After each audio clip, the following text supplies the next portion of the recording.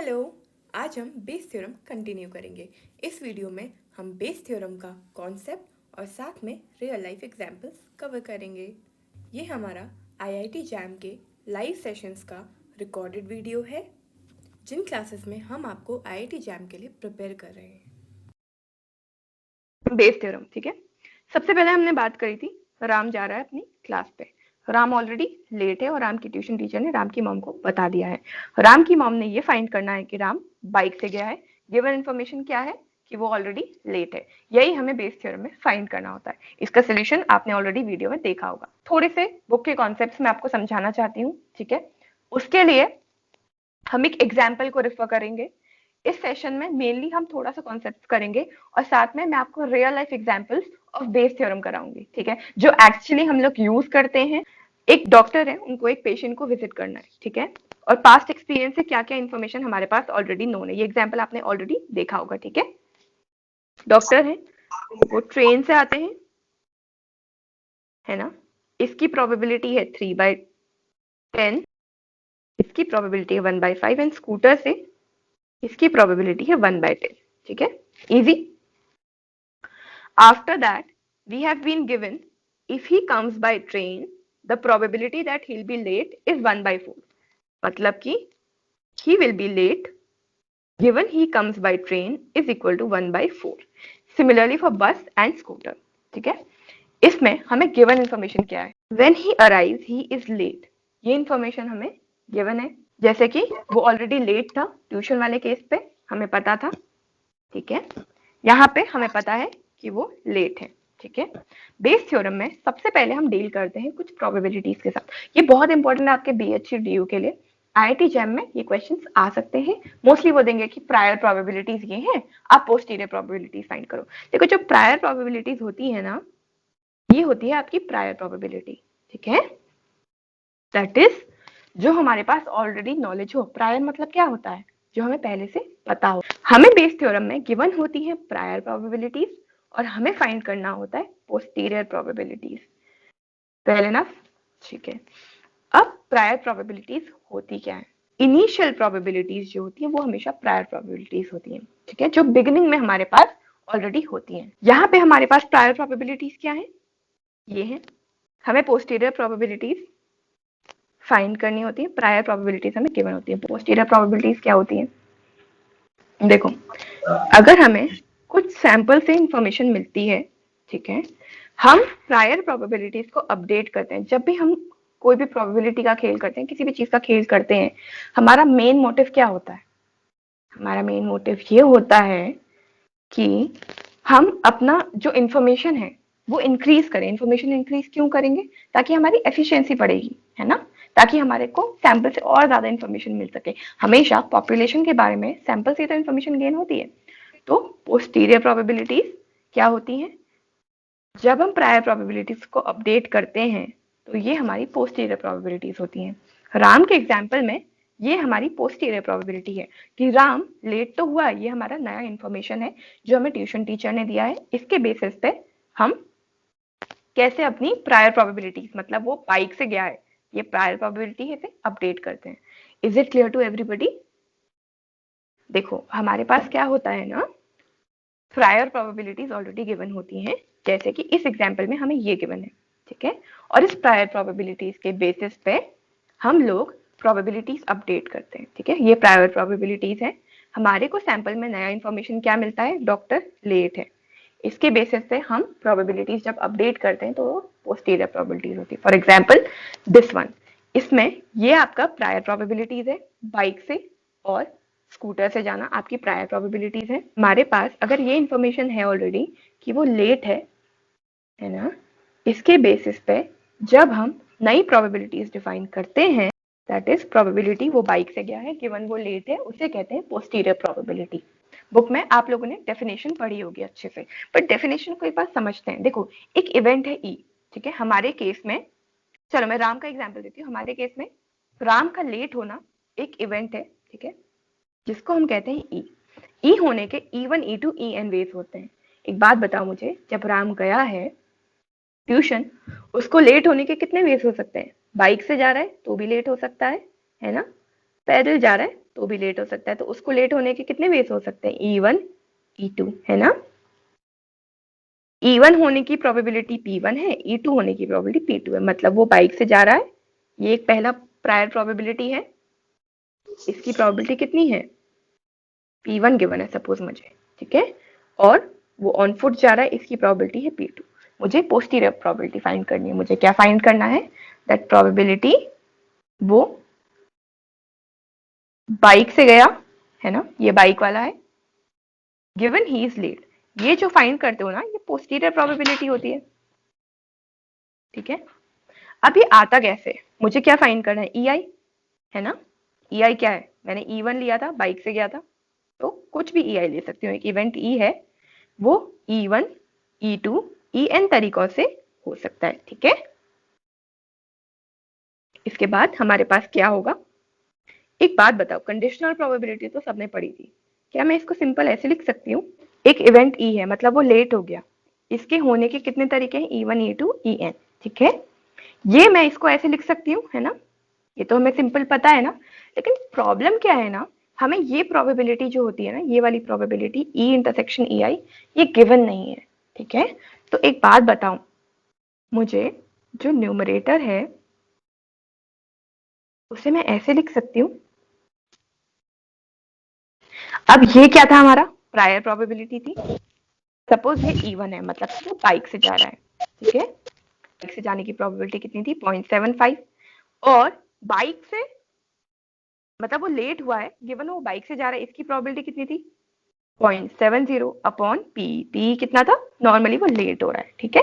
तो जब बुक में डेफिनेशन लिखी होती है ना, जब बुक वाला ये चीज ही लिखी होती है बुक में, ठीक है, it's nothing extra ordinary, it's just a different way of writing it. Set theory से कर लेते हैं, देखो एक इवेंट है, हमें ऑलरेडी पता चल चुका है कि वो हो चुका है, ठीक है।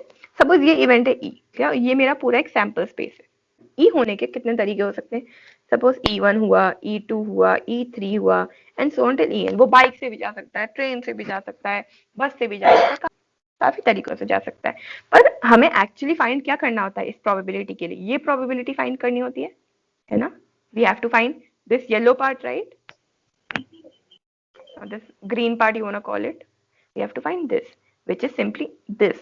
But since we don't have this part, intersection part, that's why we find this, because हमारे पास prior probabilities already होती है, ठीक है। This is nothing but likelihood, ठीक है। चलो ये हमने कर लिया। अब थोड़ा सा तुम्हारा वार्म अप के लिए मैं एक क्वेश्चन कराती हूँ, ठीक है। आप लोग ये क्वेश्चन अटेम्प्ट करोगे,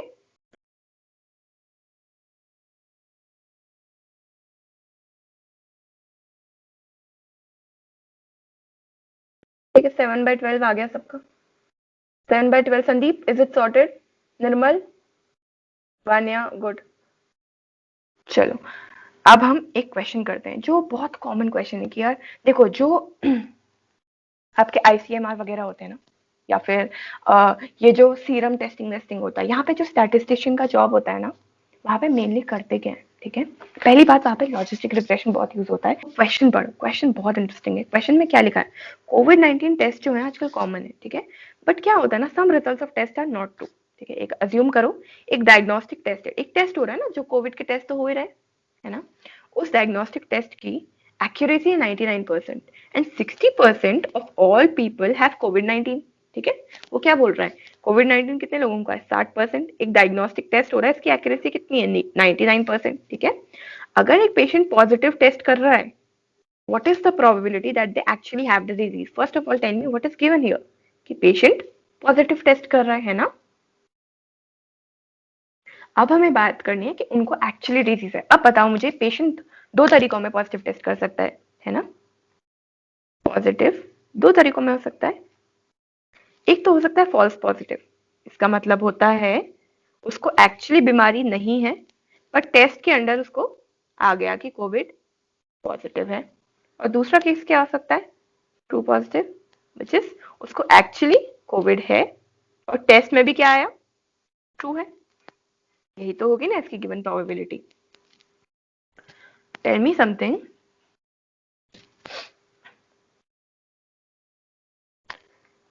हमको फाइंड क्या करना है, प्रोबेबिलिटी सबसे पहले गिवन क्या है, suppose E is the event कि उसको पॉजिटिव टेस्ट आए, तो गिवन ई है एंड उसको फाइंड क्या करना है। देखो टेस्ट पॉजिटिव दो तरीकों से आ सकता है, सपोज ये E1 है उसको नहीं है पर नेगेटिव आया, पॉजिटिव आया, और E2 तरीका मतलब उसको है भी और उसका टेस्ट पॉजिटिव भी आया, तो हमें फाइंड क्या करना है, उसको एक्चुअली है डिजीज, मतलब कि ये फाइंड करना है।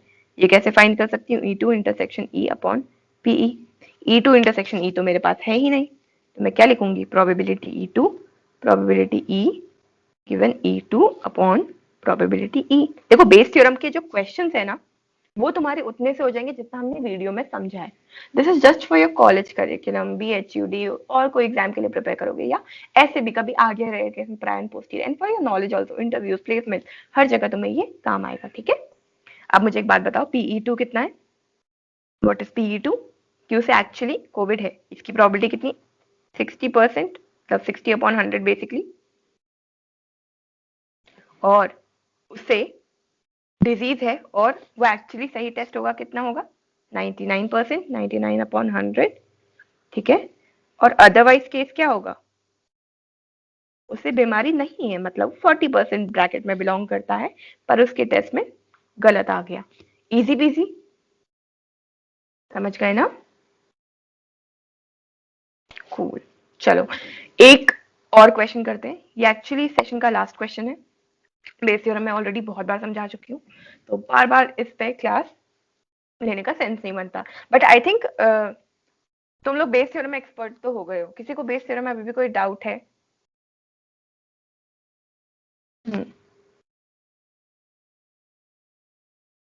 ठीक है, बेस थ्योरम से देखो हर जगह क्वेश्चन आते हैं, IIT जैम में शॉर्ट शॉर्ट 2 मार्क का क्वेश्चन आता है। तुम अगर सोच रहे हो IIT जैम में 80-90 मार्क्स आते हैं, नहीं, 55, 56, 60, it's all a very good score, trust me. So go for questions that are easy. ठीक है, 2 मार्क्स का क्वेश्चन पक्का आएगा बेस थ्योरम से। ठीक है, अब एक बहुत इंटरेस्टिंग क्वेश्चन करेंगे। देखो ईमेल्स तो सबको पता है, अब तुम्हारे ईमेल में एक इनबॉक्स फोल्डर होता है और एक स्पैम फोल्डर होता है।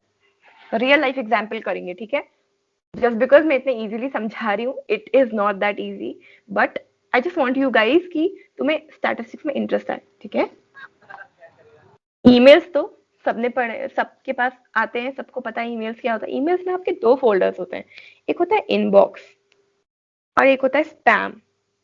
ये जो स्पैम्स होते हैं ना, ये ऑटोमेटिकली आप नोटिस करते हो कि कुछ ईमेल्स ऑटोमेटिकली स्पैम में चले जाते हैं और कुछ ईमेल्स ऑटोमेटिकली इनबॉक्स में आते हैं, नो मैटर कहाँ से आ रहे हो, कि इंसान भेज रहा है या कोई कंपनी भेज रही है प्रमोशन के लिए, है ना। ईमेल्स आपके आ भी सकते हैं स्पैम्स पे और नहीं भी आ सकते हैं। ठीक है, तो एक टेस्टिंग हो रही है। ठीक है, नॉर्मली वो क्या बात करते हैं, एक NLP प्रोग्राम है, NLP प्रॉब्लम है, NLP क्या होता है ये आप पढ़ोगे।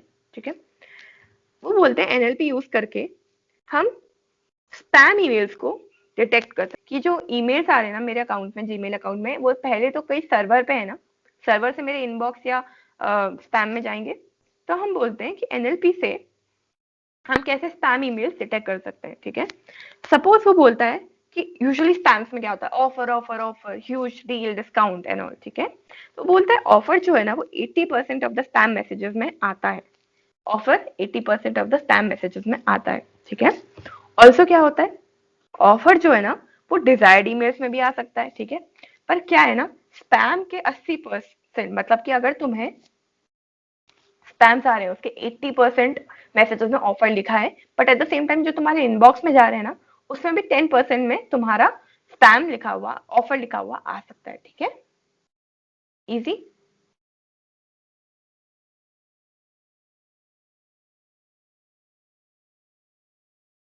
इजी, ठीक है। अब एक बात बताओ, वो बोलते हैं on an average 30% of the received emails are considered as a scam, spam, sorry spam, okay.